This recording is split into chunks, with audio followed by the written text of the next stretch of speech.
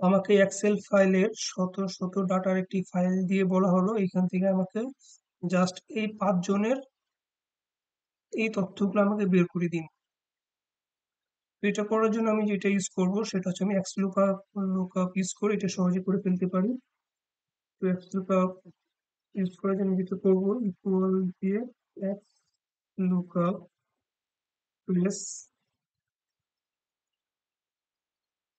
কোন আইডি তথ্য লাগবে সেটা আমি এখানে সিলেক্ট করবো। আমার এই আইডি তথ্য লাগবে, তার জন্য আমি এটা সিলেক্ট করলাম, দেন কমা দিব। এবং এই আইডিটা আমার মেন ফাইলে যেখানে আছে টোটালটা আমি সিলেক্ট করে নিব।